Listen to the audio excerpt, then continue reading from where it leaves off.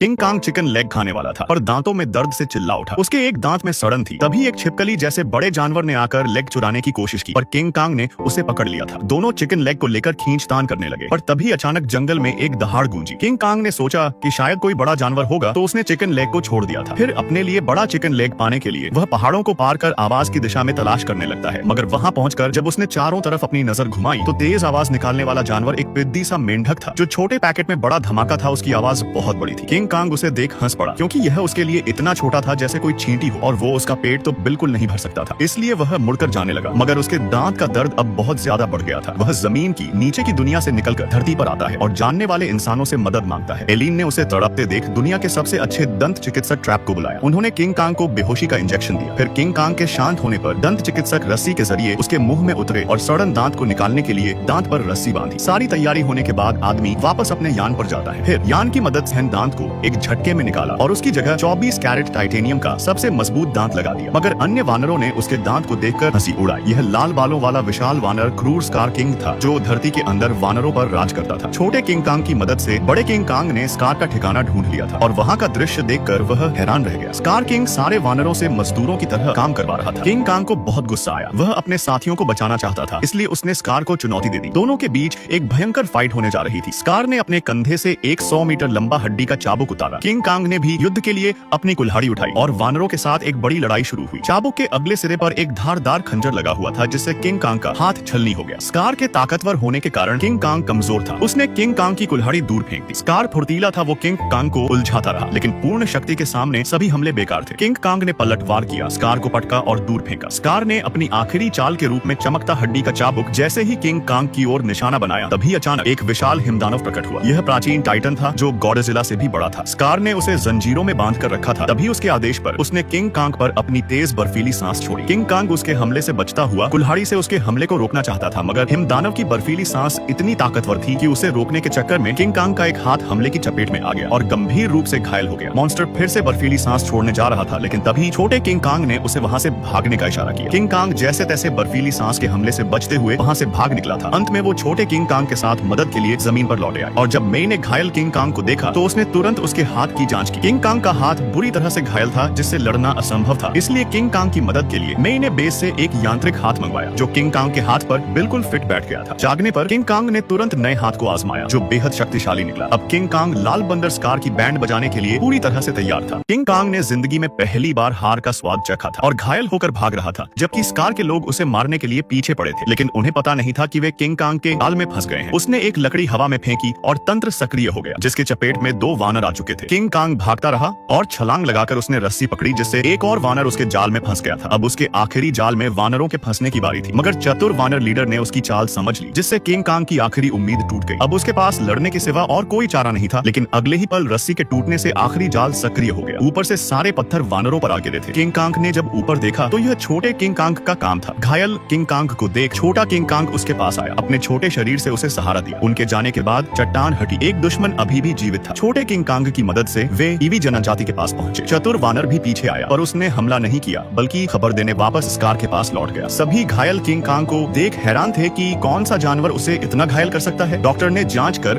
उसे एक यांत्रिक हाथ दिया, जो लड़ने में उसकी मदद करेगा। यांत्रिक हाथ से किंग कांग और भी ज्यादा ताकतवर हो गया था। दूसरी तरफ चतुर वानर मुख्यालय लौटा और स्कार को बताया कि किंग कांग न सिर्फ जीवित है, बल्कि मनुष्यों ने उसकी मदद भी की है। स्कार सीधे गुस्से में था। उसने तुरंत सेना को ईवी जनजाति की ओर ले गया। वह हिमदानव की पीठ पर खड़ा था। हिमदानव के आने से सब कुछ जमने लगा था। किंग कांग ने स्कार की सांस महसूस की और अकेले लड़ने की कोशिश की, मगर छोटी लड़की ने कहा कि वह बर्फीले मॉन्स्टर के कारण स्कार को नहीं हरा सकता है। हमें गॉडजिला की मदद चाहिए। पिछली बार गॉडजिला और किंग कांग ने यांत्रिक गॉडजिला को हराया था। तब से दोनों ने एक दूसरे के क्षेत्रों पर आक्रमण न करने का फैसला किया था। गॉडजिला जमीन पर रहता था और किंग कांग जमीन की आंतरिक दुनिया में, लेकिन अब दुश्मन सामने थे। किंग कांग गॉडजिला को आंतरिक दुनिया में लाने के लिए जमीन पर लौट आता है, लेकिन सीधे जमीन पर आकर उसने गॉडजिला के क्षेत्र का उल्लंघन कर दिया था। गॉडजिला ने कॉन को महसूस किया, समुद्र में कूदा और एक ड्रैगन की तरह तैरकर जल्द ही किंग कांग तक पहुंच गया था। किंग कांग ने इशारा करके अपना मकसद बताने की कोशिश की, पर गुस्सैल गॉडजिला ने नहीं सुना और सीधे उस पर टूट पड़ा, जिस कारण किंग कांग ने समझाना छोड़ दिया और सीधे उसे पीटने लगा, जब तक कि वो उसकी बात न सुन ले। फिर किंग कांग ने उसकी पूंछ पकड़कर